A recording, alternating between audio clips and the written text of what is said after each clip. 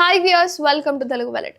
పుష్ప చిత్ర దర్శకుడు సుకుమార్ మాట్లాడుతూ, నేను బన్నీని ఆర్య నుంచి చూస్తున్నాను, తను ఎలా ఎదుగుతున్నాడు అనేది కూడా చూసుకుంటూ వచ్చానని, తనను వ్యక్తిగా ఒక ఆర్టిస్ట్ గా చూశాను, కానీ ఈ పుష్ప అనే సినిమా ఇలా వచ్చింది అంటే దానికి కారణం కేవలం బన్నీకి నాకు ఉన్న బాండింగ్ కారణంగానే అని చెప్పుకొచ్చాడు సుకుమార్. అలాగే బన్నీ ఒక సీన్ కోసమో లేకపోతే ఒక సాంగ్ కోసమో కాదు, ఒక ఎక్స్ప్రెషన్ కోసం కూడా ఎంతో కష్టపడతాడు అని, అది ఎంత చిన్నదైనా సరే చాలా శ్రద్ధగా చేస్తాడు అని, కేవలం నీ మీద ఉన్న ప్రేమతోనే ఈ సినిమా నేను చేశాను అని, నీతో ఉన్న ఈ సినిమా గురించి నేను మాట్లాడినప్పుడు నా దగ్గర అసలు పూర్తి కథ లేదు అని చెప్పుకొచ్చాడు. అలాగే నువ్వు నన్ను నమ్మి నాతో ప్రయాణం చేసినందుకు నీ కోసం నేను ఏమైనా చేస్తానని అలా అనిపించిందని సుకుమార్ కూడా అన్నాడు. అయితే మిగతా వారు అంతా చెప్పినట్లు బన్నీ సెట్స్ లో అందరినీ కలిపి ఒక స్థాయిలోకి తీసుకొని వెళ్ళి కూర్చోబెడతాడు.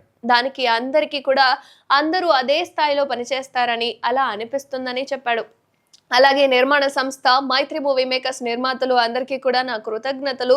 అండ్ మేము మంచి ఆట ఆడడానికి కూడా ఒక సరైన గ్రౌండ్ అనేది ఇచ్చారు అని, పుష్పను 2 భాగాలుగా చేయడానికి ముఖ్య కారణం కూడా చెర్రీ గారు. అలాగే చిత్రం కోసం సెట్స్ లో కష్టపడి పనిచేసిన రష్మికకు అండ్ డిఓపి అందరికీ కూడా ధన్యవాదాలు చెప్పుకొచ్చాడు సుకుమార్. అండ్ రష్మిక గురించి ప్రత్యేకంగా మాట్లాడాలి. తను ప్రతి ఎక్స్ప్రెషన్ ఇంకా ఎమోషన్ ను చాలా బాగా క్యారీ చేస్తుంది.